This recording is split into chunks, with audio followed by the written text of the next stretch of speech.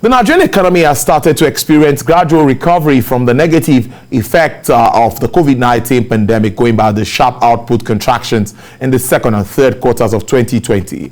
GDP growth turned positive in quarter 4 of 2020 and growth reached 0.5% year-on-year in Q1 of 2021, supported by agriculture and services sectors. However, the country's debt burden is fast becoming unsustainable. Even before the economic impact of COVID-19 pandemic hits, the country's debt already stood at historically high levels, having more than doubled from 12.6 trillion naira in 2015 to 27.1 trillion naira at the end of 2019. According to the recent report from the Debt Management Office, the federal government spent a sum of 1.02 trillion naira on domestic and foreign debt service in the first quarter of 2021.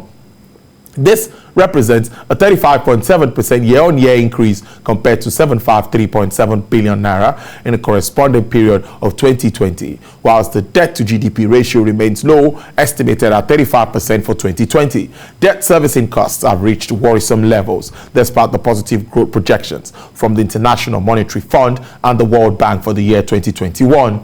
Economic experts have the view that a continuous surge in Nigeria's debt without a robust debt repayment architecture which will include accountability and proper use of borrowed funds, could create a debt web that will string up the economy. To discuss this and of course more, I have joining me from Abuja studios live is a senior economist at SPM Professionals, Mr. Paul Alaje. Mr. Alaje, good afternoon and thank you very much for your time. Good afternoon, and thank you so very much for having me. Mr. Paul, the meeting between Nigerian authorities and representatives from IMF and World Bank and all of the meetings held between June 1st to 8th, and a lot of issues were raised at that meeting, particularly has to do with recovery Nigeria at this particular time. That's talking about growth recovery at this time. A lot of projections and of course reprojections considering the fundamentals that we have on ground. Now first, let's do an overview of this report. How does it come to you? What do you really make of this report? Some of the issues raised are not new, but what do you really think is the message IMF is trying to pass through to Nigeria? So IMF and World Bank at two different instances submitted reports that affected Nigeria. Among other things, they looked at policies that has been delayed but that federal government of Nigeria have started to take. And one of those policies includes issue of subsidy removal, but they wonder why subsidy has resurfaced back into the Nigerian economy. They also commented government for issues for pricing of electricity, and that government will need to sustain it for a long time. They mentioned the issue of poverty at a different report and noted that maybe 7 million Nigerians might have also entered poverty net.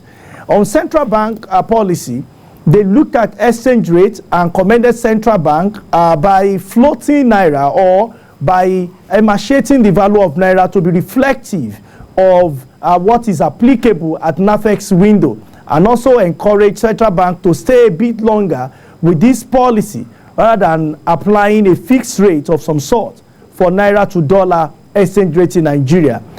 They also look at some of the policies of government and encourage government to take some right decisions, commended some of the decisions in their own opinion they feel is good. How does this come to me? A number of warning signs, early warning signs. They were concerned about the debt servicing of federal government. They were concerned about debt profile of federal government and by extension, the state government. How this came to me, number one, is for us to look at pricing. We have 42% of Nigerians that are poor, according to the same IMF, and we heard that about 7 million Nigerians might have been launched into poverty bracket, according to World Bank. Most of these people cannot afford the prices, the rate of transportation, when we eventually allow forces of demand and supply to adjudicate price for electricity and for PMS. What does that mean? Does that mean federal government should not float or should not apply forces of demand and supply to adjudicate price? No. But I think more than ever before, Federal government of Nigeria has between 3 months to 6 months to quickly come up with reports, maybe from existing committee or new committee, or whichever arrangement federal government feel is nice, to see what will be the cushion effect for the very poor, so that we can allow market forces to adjudicate price for petroleum consumption, talking about PMS, and other related products, as well as electricity consumption, particularly in Nigeria. They were worried about revenue generation in Nigeria, and I am equally worried. And I've said time and again that federal government needs to become more innovative, because opportunities that are available now to federal government is approximately 20 to 22 trillion naira revenue possible for federal government alone, as against 8 trillion naira projected in 2021 budget. That said, most state governments are also faced opportunity of between 45 to 55 trillion naira, only if they know how to do the right things. Let's stay a bit with the FX issue, which the IMF is saying that you also alluded to that, commending the central bank for adopting the I&E rate, and and we see what has played out immediately after that has been done. But clearly, Paul, you know that this disparity still exists. This is a country that still has different rates for different processes, for petroleum products, for pharmaceutical products, we can go on and on. So now, where do we stand with regards to bridging this gap, despite the support and all that the central bank has been doing to sustain the naira for years? There is no other option when it comes to development. Development is what is missing in Nigeria, and development will be evident in production. The foundation for production, local production, is electricity and transformation. Because we don't have electricity and there is no transformation, that is why Nigeria continues to import. And I've asked a lot of people to read the report of National Bureau of Statistics, Q4 trade report, that said Nigeria exported over 90% of items. When you look at the items, only two accounted for 90%, which is petrol-related products and gas. Petroleum and gas accounted for 90%. Now, when you look at our import, that's our export. When you look at our import, what we imported the most was refined petroleum, and that worried me, and I know we worried just anybody. More than 70% of other imports were finished products. So the wealth that would have trapped, hard currency would have earned and remained with us. We have to spend the hard currency to import. So one thing is, we need to get refinery going. We need to have either private or public driven refineries. As a matter of fact, we need to have refineries, multiple refineries. I know we have a refinery private sector initiative going on, but we need at least 3, so that we don't create a monopolist or we don't create a duopolist. At least we can start with an oligopolist. We need minimum of 3 functional private driven refineries to be in Nigeria. That will help us to conserve monies we would have spent to import items that we are initially exported. So that will save us some concerns regarding FX. That's how to conserve about 15 to 20% of our foreign reserve. That said, finished product, which accounted for about 70% of items that are imported, and some raw materials, I'm of the opinion that there is no substitute to development. We need to develop our economy for us to have an improved naira, a more balanced naira. If not, parallel markets, or what we call black markets, we continue to show what seems to be the real value of naira. I know monetary authority will say they don't recognize the market. We may not recognize a stomach pain, but we know when our tummy aches. So for me, I strongly believe that we need to do something about production, about that can help conserve our hard-earned foreign currency. And how do we do this? We look at our imports. What are the items that are necessary and are imported the most? Government initiative can go around those items and see how we can bring them to the fore in 5 years, in 10 years. But when we say those terms are too long, I ask a question. In 2011, we had similar conversation. This is 2021. Not so much has been done. As we speak, we still generate less than 10,000 megawatts distribute, I beg your pardon, we still distribute less than 10,000 megawatts for an economy of 206 million people, according to National Population Commission. We know that it is not sufficient for manufacturing, processing, and all other activity to take place in an economy. We are very quick to compare ourselves with economies that are producing.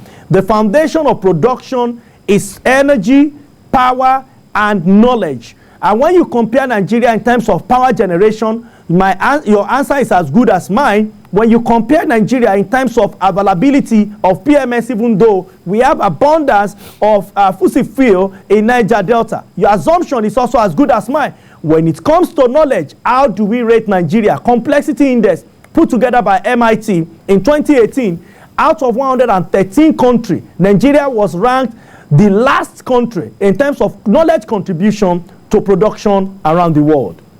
Paul, let's now shift to inflation. There is a projection that inflation might drop, or there might be a decline moving to the second half of the year as we move to the end of the year, and there's a projection of about 15.5%. Now, if it happens that the downstream is totally deregulated and PMS sells for, say, above 400 naira, because the price of crude as at today is almost $75 a barrel.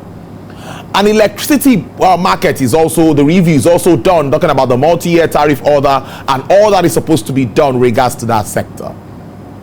Do you think that inflation figures could drop with all of these fundamentals around it?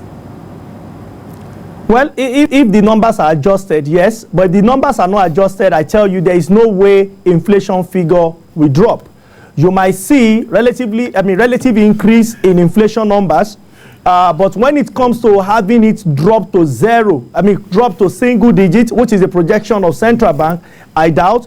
IMF, World Bank are considering a figure around 15%, which is in consonant with local authorities' projection around 15%. I may want to agree with that if government will sustain policy, raise monetary policy rates slightly to about 12.5, 13%. And some other policies, central bank controls money supply, provided Nigeria has grown beyond 1.5% GDP growth rate. When they combine policies, yes, we might have reduced inflation rate. But when we say we want to float the lifeline of the economy, when you look at Nigeria as an economy, as a human being, and you look at different organs of the country, you look at inflation, you are looking at job creation, you are looking at power generation, you are looking at education, health.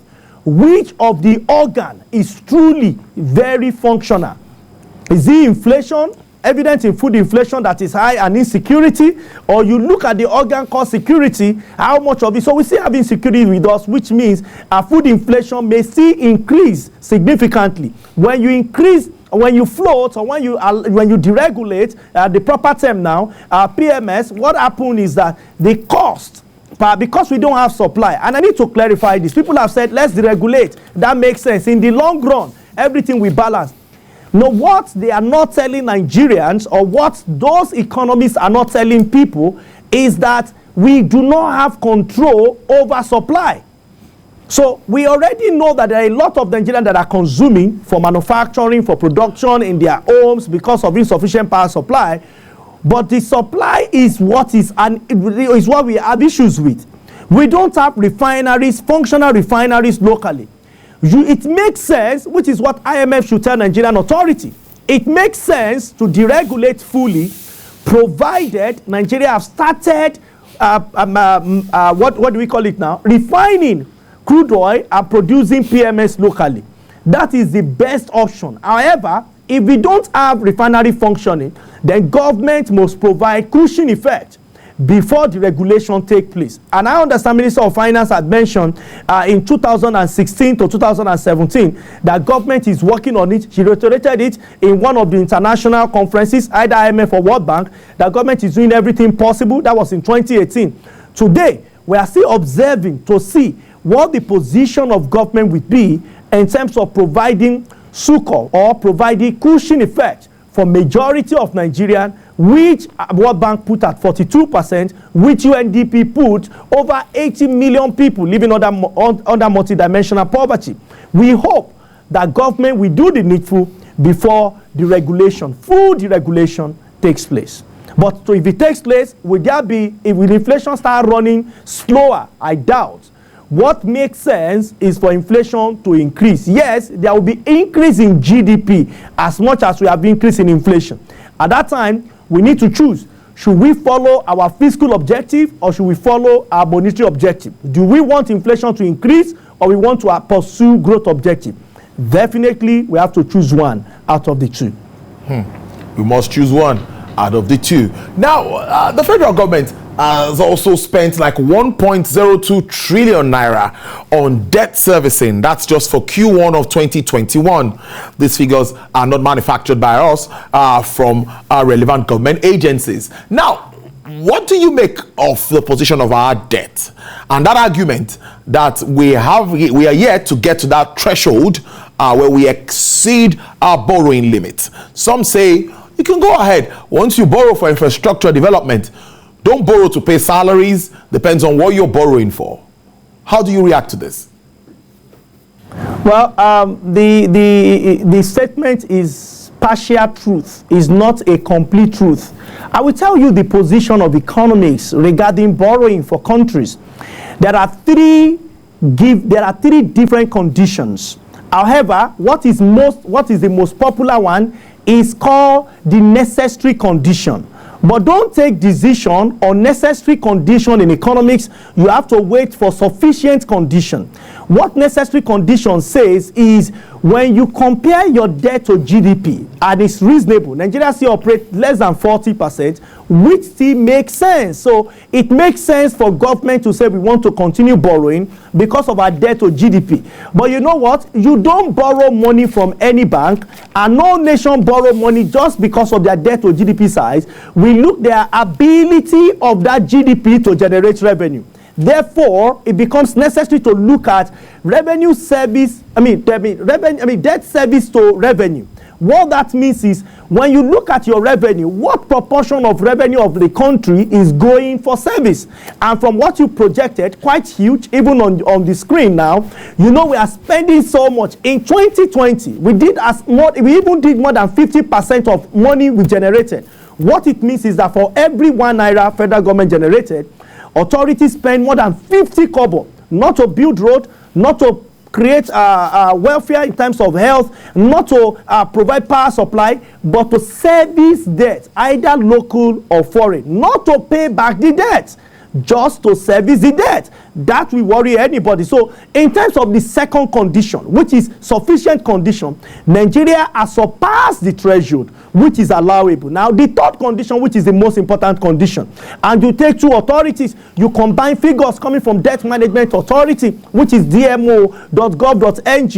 In the last 5 years, look at how much Nigeria has increased in terms of debt and what we are spending in terms of debt service. When you compare that also with the impact on GDP, that is how has GDP growth, you quickly go to National Bureau of Statistics and you look at average growth rate of our economy in the last 5 years. You see less than 2% as average growth rate. In terms of debt, more than 15%. It means that the impact of debt is not felt on the economy. So do we continue to borrow when all reasons, according to economics principle, says what we are doing is not correct? Then we should not continue to borrow. I've also heard argument where people have said it's important to borrow for infrastructure and not to pay salary. That argument is very correct. But what is more correct is borrow money for what can enhance government to generate revenue, not just infrastructure. Somebody can take infrastructure to Sambisa Forest or take it to the middle of nowhere in Ibarapa where nobody knows and nobody makes use of the road. So, but the road is going to benefit a few persons in the long run. Which part of the country needs infrastructure? All part of the country needs infrastructure, by the way.